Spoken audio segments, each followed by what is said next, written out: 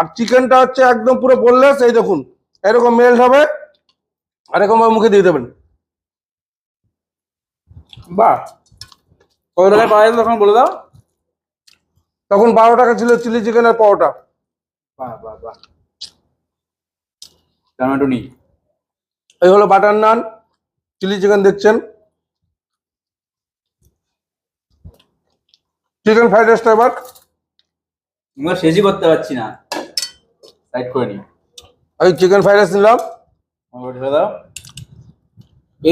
এটার জন্য কিন্তু চাকদা একান্ত আপনার একদম প্রথম থেকেই ফেমাস হয়েছিল নাকি? একদম। বাহ, এই যে এবার চিকেন কষা যাবে, চিকেন কষা ক পিস যাচ্ছে? 2 পিস যাবে।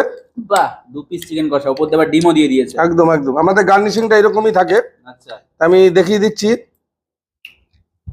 চামচে করে চলে আসবে এটা একদম কেটে। এই দেখুন চামচের মধ্যে চলে আসছে।